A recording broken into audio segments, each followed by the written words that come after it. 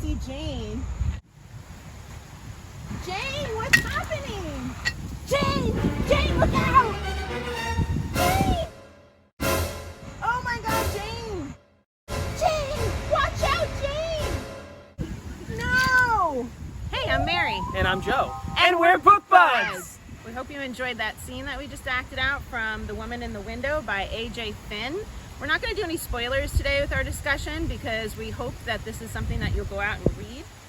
That was fun to film, too. It was. Lots of laughs. I love whenever I have to kill Mary. It's like so much fun. I'm not very good at dying.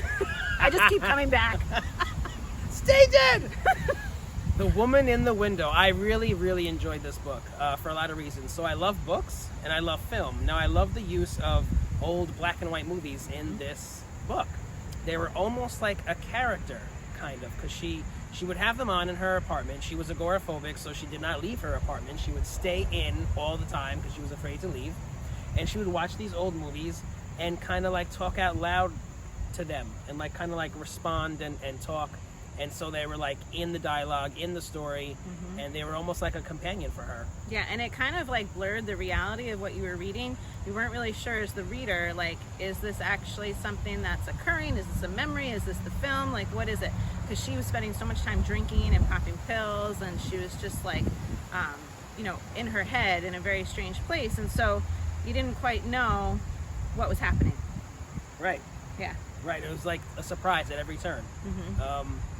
So the main character is a therapist who now has to conduct all of her sessions through like phone calls. So she's in her apartment, you know, having this huge limitation herself, not being able to leave and not being able to interact with people outside, and she's counseling her clients. You kind of worry about the people receiving therapy in that situation from someone that was so impaired. Yes, right. Yeah. And then, like, there were times that she would be forced out of the house for some emergency or something like that, and she'd just make it like footsteps out of the house and be having a severe panic attack, ready to pass out and all of that. It was really terrible for her to leave the house. Yeah. Yeah. So, speaking of the old films that are used in the book, there's a huge nod to Rear Window, that old movie where he witnesses a murder out of his window, and it's the same premise here. And this is going to be a movie coming up very soon, and it looks fantastic. So I advise you to read this book quickly before the movie comes out. The movie looks like a blockbuster. So with her watching this movie and seeing the murder in the movie, then you start to doubt, well, this murder that she just witnessed, did it really happen, or was it just the movie that she watched? This friend that she just made from across the street, did she really just die or not? It really led you to question what reality you were reading. Now, I have to say, when I started reading this book, I could not get into it. The writing was a little different. The chapters were just short chapters, and it wasn't gripping me. I didn't have a sense of the story, and maybe that was just because the character herself was sort of in a fog, and I was getting to know the fog that she was in. But I had to put this book down a couple times, and I only picked it back up because Joe wanted me to read it. But I ended up really loving it. It was fantastic. All the surprises that came out in the book as you were trying to understand like the truth of what was going on. So definitely it should be read before you see the movie. It's a good one. Oh, it's a great one. It reminds me of The Girl on the Train. It kind of has that same feel to it.